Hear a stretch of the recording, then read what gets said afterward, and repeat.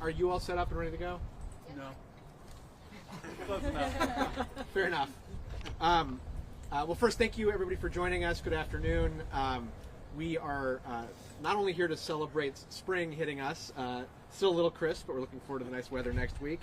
But more importantly, we are here to talk about DOJ's Office of School Safety and the important work that that office does and the important role that it has played in keeping schools in Wisconsin safe.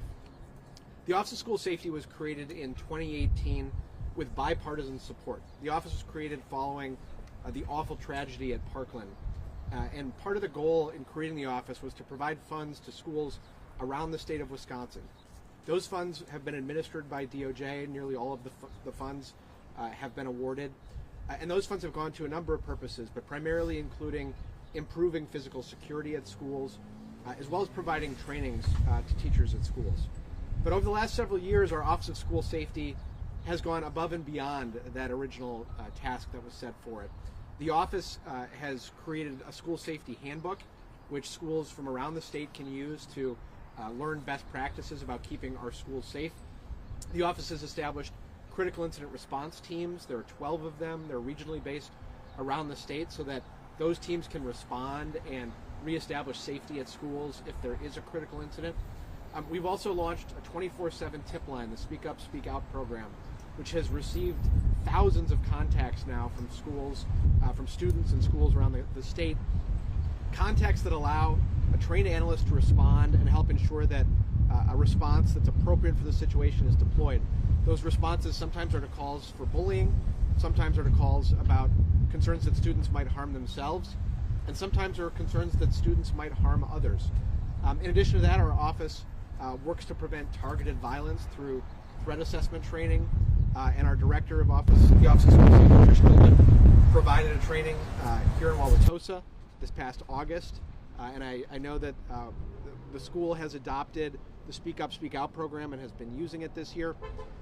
What's important for people to know is that the Office of School Safety has been funded through a few different means, but that's included federal funding and it's also included COVID relief funding.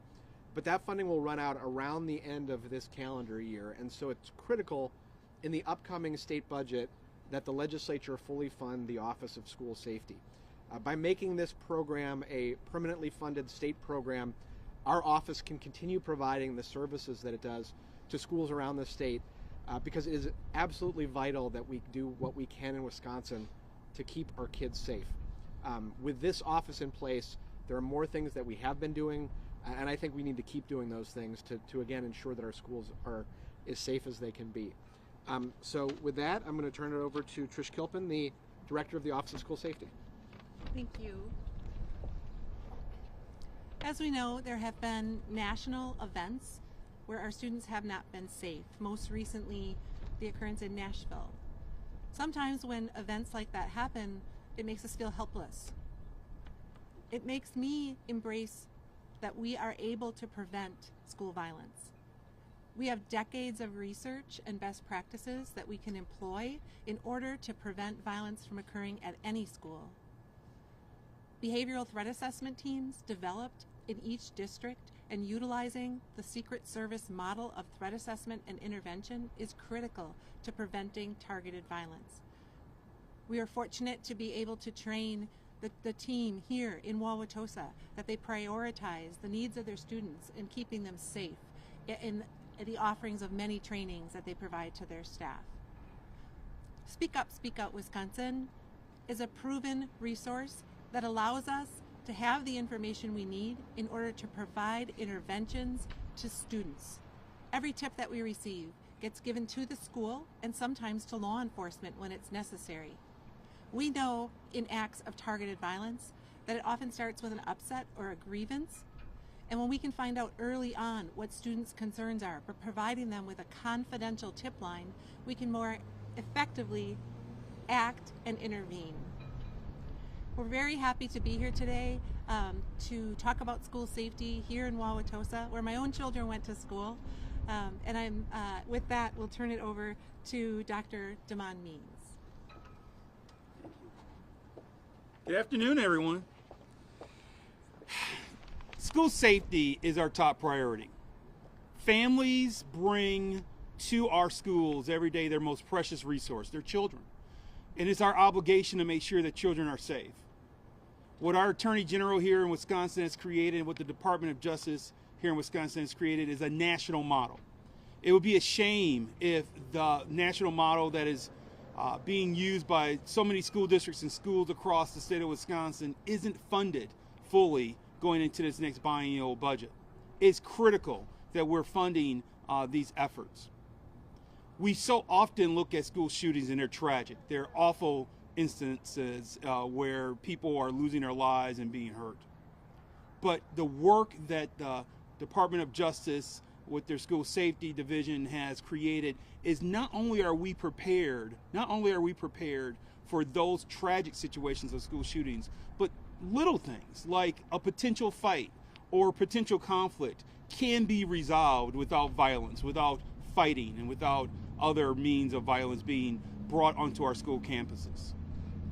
We call on our legislature to help the Department of Justice.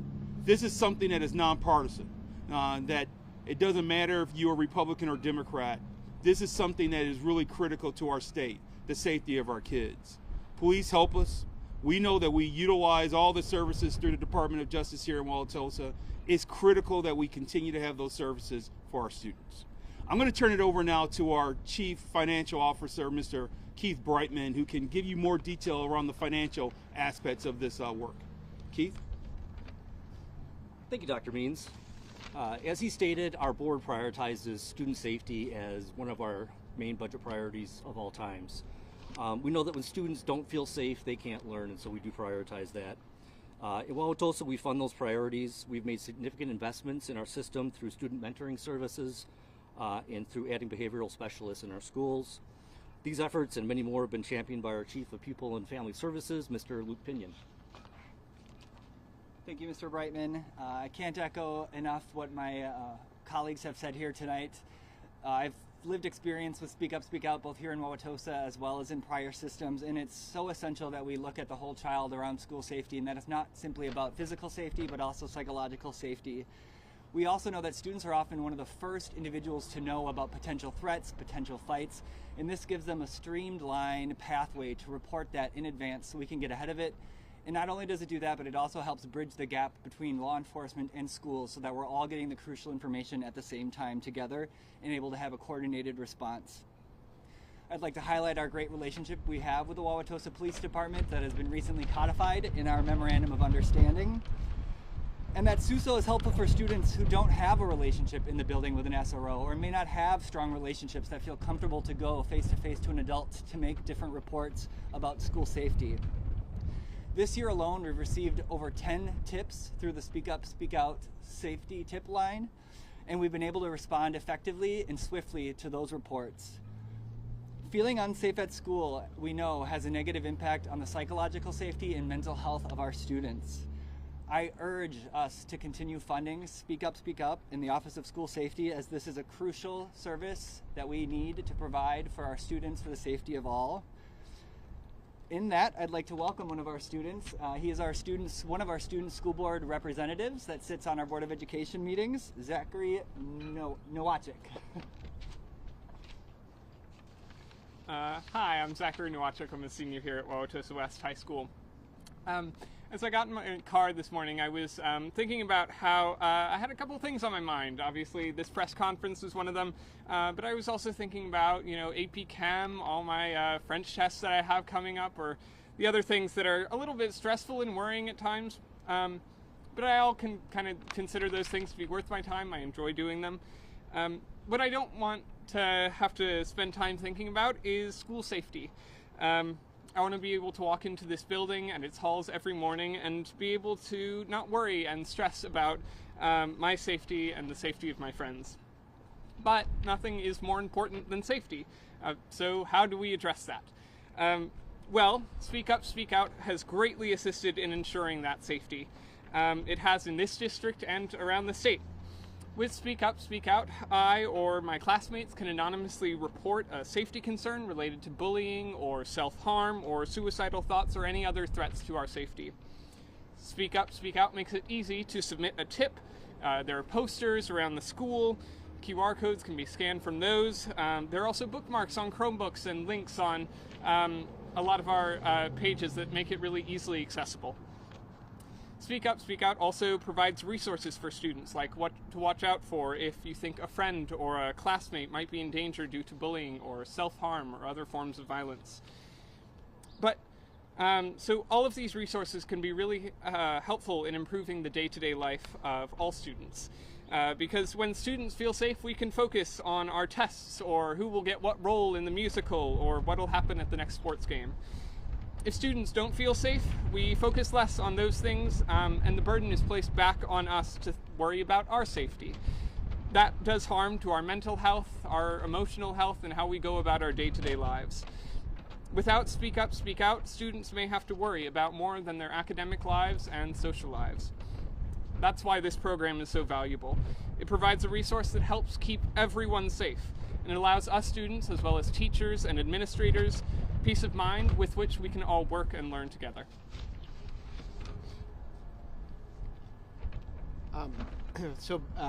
First I want to say thank you to everybody who has joined us today.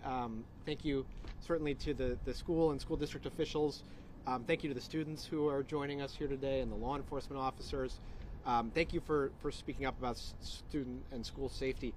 I went to public schools in Wisconsin growing up, and what you just heard Zachary talk about is something that, frankly, I didn't worry about when I was going to schools in Wisconsin, which was being safe in going to school. And unfortunately, there is a generation of kids right now who have grown up with a very different experience, having to worry about whether they'll be safe when they go to school. One of the resources we can use to keep our schools safe, to keep our students safe, is the Office of School Safety. And so I am hopeful that this office will continue to flourish and succeed in the years ahead. So with that, I'm happy to take any questions on topic, and if folks have off-topic questions, I can take those on the side afterwards. I have two questions.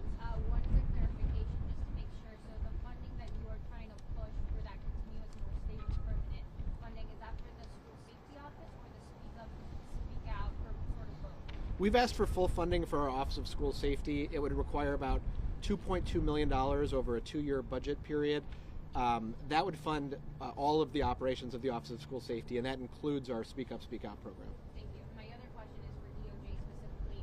How do you track, or do you also follow up with where the money is being allocated to and what programs they're used for? In setting up the programs that we have in place, we've used various different things. So we've gotten the state government provided certain amounts of funds for us to award to schools around the state, which we've done. The vast majority of those funds. We've also received some federal grant funding that funds specific programs. And then the COVID relief funding, we had to work with the governor's office to identify what those funds would go towards, and then we track those funds as they're expended. And if we were to receive this funding for the Office of School Safety, it's my hope that we'll see that in the state budget. We then follow our normal budget process for tracking those funds. I'm curious, for Dr. Means, you mentioned the 10 tips that the district has received. Can you give me an example of some of those tips, and has that led to any intervention? Absolutely. Every tip that we receive does lead to some level of intervention, and that level of intervention can range depending on the nature of the tip and what is involved in it. To give you an example, our tips have ranged anywhere from bullying to alcohol, tobacco, and other drug use, to self-harm, to fighting, planned fights, and or any kind of endangerment of health and safety. What happens if that intervention was a bender on the front end? Say that again? If that intervention was a bender on the front end? A whole host of things. I mean, if we're not able to intervene early, things are only going to spiral. And we've seen that in some cases where there may be threats of violence or threats of fighting that would occur. When we're able to find out sooner, we're able to do something about it before it snowballs into something more dangerous. Attorney General, where are Republicans at in terms of, I guess, not only what the governor is proposing on this, let alone what you would like to see in terms of funding? Yeah, we've had positive conversations with Republican legislators about this. So far, people haven't been making commitments about anything budget related. So I expect in the months ahead we will see how the caucuses feel about these issues. But so far the response we've received is very positive, and it's my hope that we will see a commitment to funding this program fully going forward. But ultimately you'll have to talk to the legislators about that. Great. All right. Well, thank you again, everybody, for being here. We appreciate it. And now the ever important student interview Oh, for yes. their newspaper. Yes.